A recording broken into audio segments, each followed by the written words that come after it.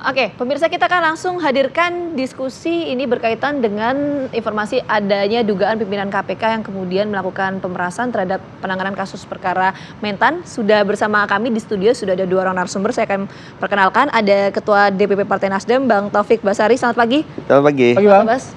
Sehat ya? Alhamdulillah. Alhamdulillah sehat. Oke, di sebelah Bang Taufik Basari juga ada Mas Yudi Purnomo Harahap, mantan penyidik KPK. Selamat pagi, Mas Yudi, ketemu lagi. Pagi, Mbak. Sehat ya? Pagi, Mas. Ya. Sebelum ngobrol sama Mas Yudi sama Bang Tobas, kita terlebih dahulu akan menyimak pernyataan dari Ketua KPK Firly Bahuri mengenai isu dugaan pemerasan pimpinan KPK terhadap Mentan. Berikut ini.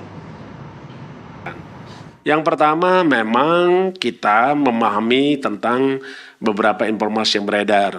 Tentu saya ingin katakan bahwa apa yang menjadi isu sekarang, tentu kita juga harus pahami.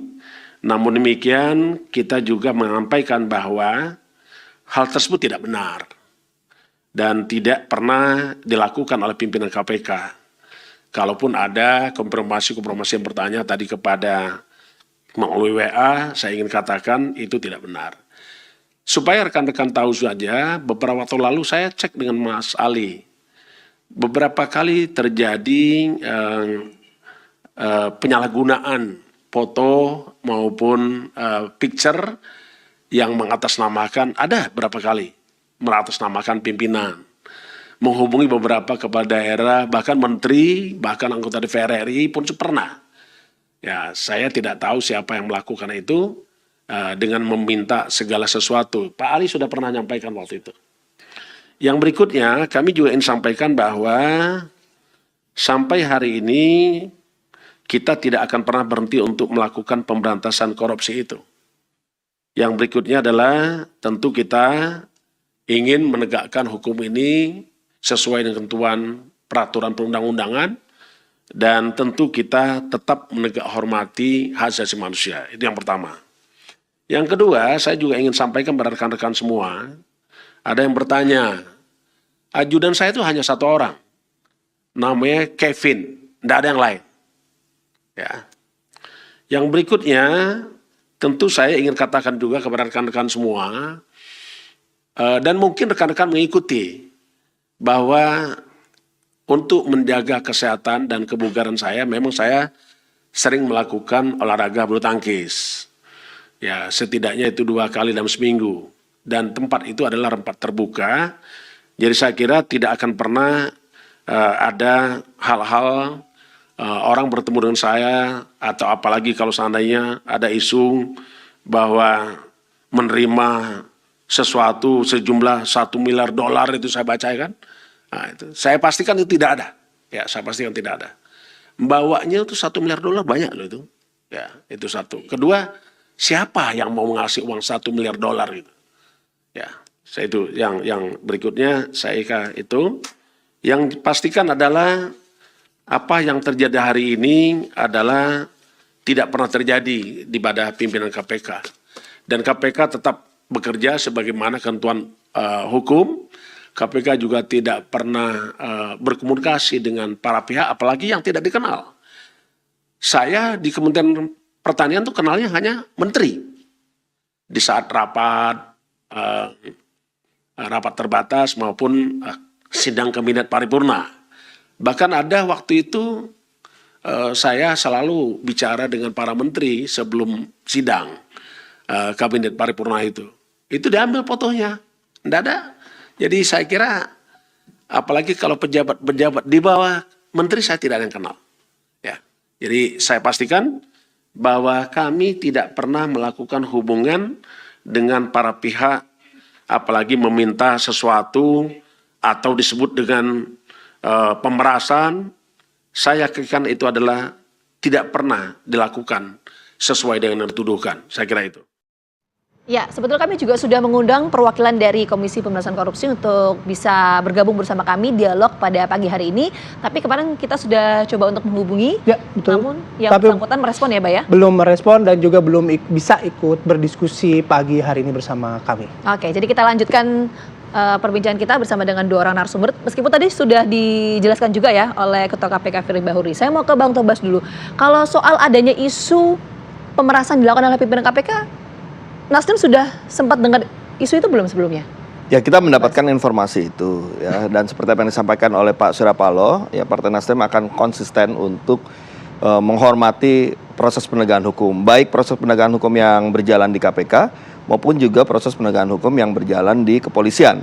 Dan kita juga berharap sikap menghormati proses penegakan hukum ini juga ada di KPK dan juga ada di pihak kepolisian. Sama-sama lah, kita sama-sama menjaga negara hukum ini. Ya, ketika ini sedang berlangsung, nanti kita lihat saja prosesnya seperti apa. Oke. Kalau Bang Tobas dapat informasi juga tidak bahwa dugaan pemerasan itu dalam konteks apa?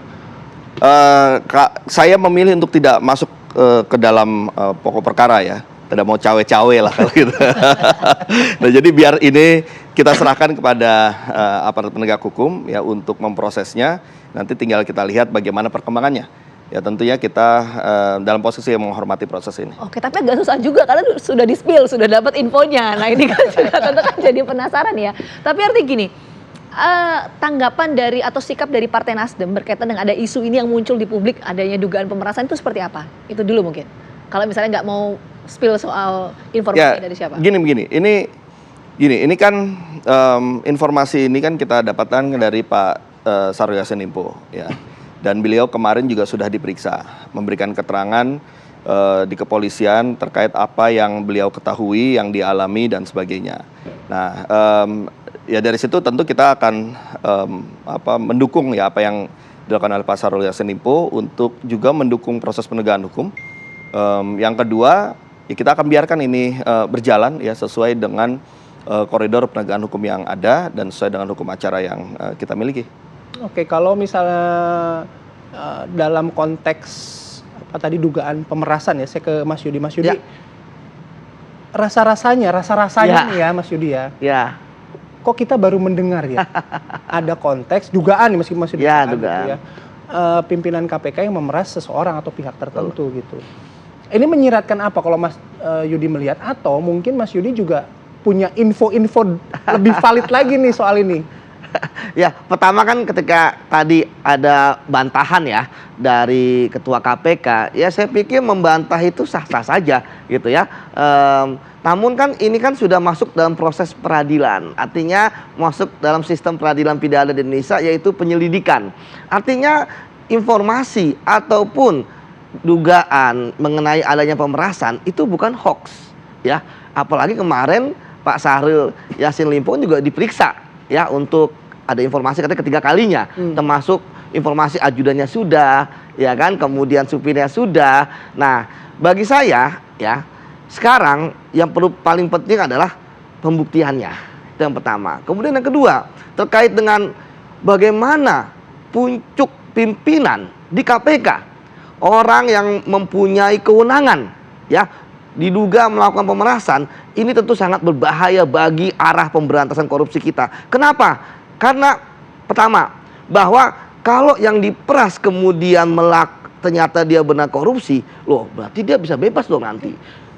Yang paling berbahaya yang kedua, kalau orang tidak korupsi, diada-adakan untuk korupsi supaya bisa diperas, gitu ya kan? Yang terjadi adalah kriminalisasi. Ya, kalau dia tidak mau menyerahkan sejumlah uang. Karena kalau kita bicara tentang pemerasan, yang terjadi adalah adanya hubungan yang segregatif ya, relasi kuasa antara KPK misalnya yang punya kewenangan untuk menetapkan tersangka ya dengan para pejabat yang tentu takut untuk menjadi tersangka, karena kalau sudah jadi tersangka di KPK ya pasti dipenjara. Nah kemudian ada pasti ketika ada pemerasan ada pemaksaan, ada ancaman, dan tentu ada prestasi dalam kutip ya, prestasinya itu adalah dalam bentuk uang. Ini yang menurut saya sekarang sedang dibongkar oleh kepolisian, dan saya yakin kepolisian dalam hal ini Polda Metro Jaya akan sungguh-sungguh untuk bisa dan tanda kutip membersihkan KPK lah. Kenapa? Karena saya percaya bahwa Kapolda Metro Jaya ya kan, ex deputi penindakan KPK, ex penyidik KPK juga, ya dari awal. Artinya dia pasti ingin KPK itu lurus gitu, karena banyak sekali skandal-skandal KPK yang selama ini selalu ada gitu ya. Dan ini bagi saya seperti kayak puncak gunung es yang harus kita bersihkan. Tadi poinnya adalah soal relasi kuasa ya, antara KPK dan juga